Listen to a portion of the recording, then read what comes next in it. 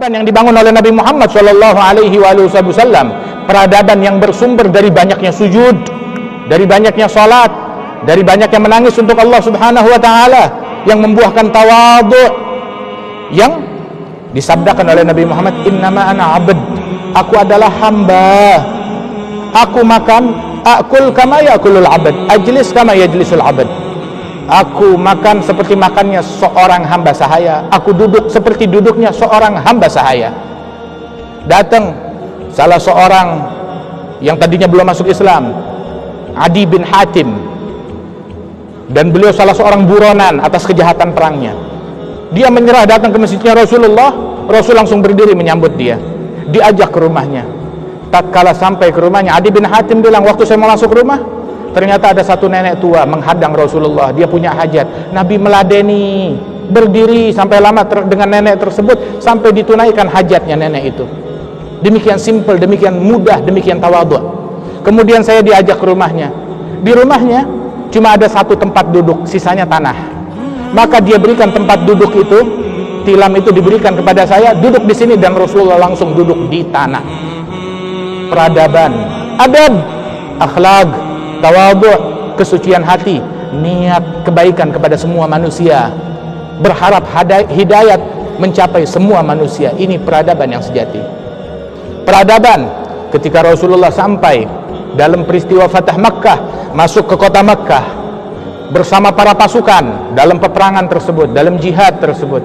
Lantas tatkala masuk kota Makkah, lihat di pinggir jalan kota Makkah ada seekor anjing betina, baru saja melahirkan anak-anaknya, bayi-bayinya, dan bayi-bayinya sedang menyusu kepada dia, dan dia tidak bisa bergerak, anjing betina tersebut.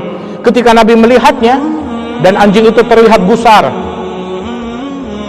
karena pasukannya para sahabat yang demikian penuh karisma dan cukup banyak, maka Rasulullah tugaskan satu sahabat turun dari kudamu, berjaga dekat anjing tersebut, dan halau sahabat yang ingin mendekat agar mereka jalan agak menjauh, agar anjing itu merasa aman, tidak merasa risau, tetap merasa tenang.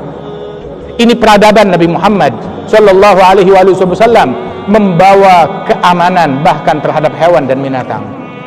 Peradaban apa yang mengancam dunia dengan senjata pemusnah massal? Hanya bukan peradaban, primitif.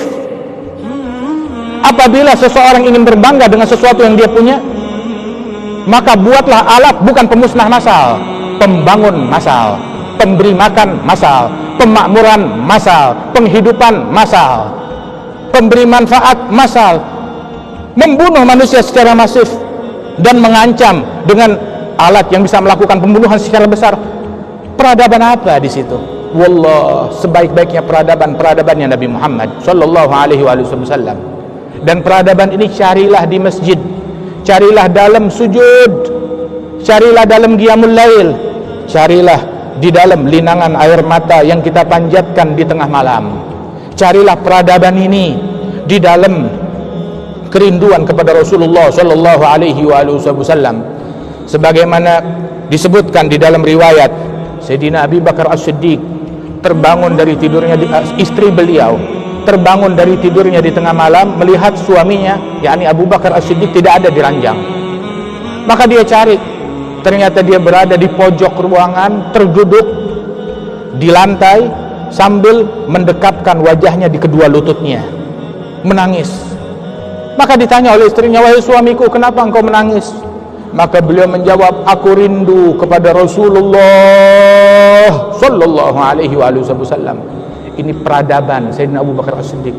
Saudaraku, umat Nabi Muhammad, pecinta Nabi Muhammad, yang bersyahadat kepada Nabi Muhammad, yang di dalam setiap salat bersolawat dan memberi salam kepada Nabi Muhammad. Kapan terakhir kamu menangis karena rindu kepada Rasulullah Sallallahu Alaihi Wasallam? Kalau kamu tidak mengenal ini, maka hidupmu hamba